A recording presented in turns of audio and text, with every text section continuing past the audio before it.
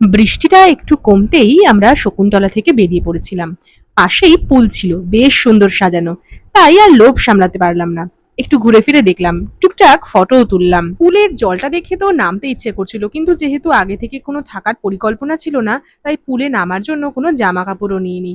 আর জানো তো, এই পুলের ধারেই আমি খুঁজে পেলাম একটা ভীষণ সুন্দর জিনিস, কোনো বাচ্চা হয়তো ফেলে গেছে, আর সেটাই আমি কুড়িয়ে নিয়েছি। কি করব, ওখানে ফেলে আসবো? এরপর আমরা চলে এলাম প্রিয় জায়গা সোনাঝুরিতে। এসে দেখলাম বৃষ্টির জন্য হাতে গোনা কয়েকটা মাত্র দোকান আছে, আর যারাও বা বসেছে প্লাস্টিক পলিথিন দিয়ে জিনিসপত্র ঢেকে বসেছে। দেখে সত্যি খুব খারাপ লাগছিল। ওদের জিনিসপত্র আজকে বিক্রি হয়নি বললেই চলে। আবহাওয়া খারাপ দেখে অনেকেই দোকান গুটিয়ে নিচ্ছিল, কারণ বারবার বৃষ্টি আসছিল। এরপরে আমরা রাবড়ির সন্ধান করছিলাম, কিন্তু না, এই কাকুর কাছে আইসক্রিম ছিল, রাবড়ি ছিল না।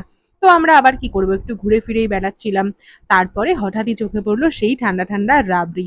তো আর একটু দেরি না করে আমরা সেই রাবড়িও খেলাম। এরপর সময় যেহেতু হয়ে এসেছিল, তাই সোজা রুমে চলে এলাম। রুমে এসে কফি খেয়ে চাঙ্গা হয়ে নিলাম। তারপর আমাদের গণদেবতা এক্সপ্রেসের রিজার্ভেশন ছিল, তাই টোটোয় চেপে সোজা চলে এলাম প্রান্তিক স্টেশনে। স্টেশনে নেমে খেলাম চা আর বিস্কিট। তারপর ট্রেন চলে এলো। তারপর আর কি, প্রান্তিক থেকে সোজা ব্যান্ডেল, ব্যান্ডেল থেকে নৈহাটি, নৈহাটি থেকে আমাদের প্রিয় শহর রানাঘাটে চলে এলাম। বৃষ্টির জন্য হয়তো হাটে মনের মতো করে কেনাকাটার সুযোগটা পাইনি, তবে সোনাঝুরির মানুষগুলোর জন্য মনটা কিন্তু খুবই খারাপ লাগছিল।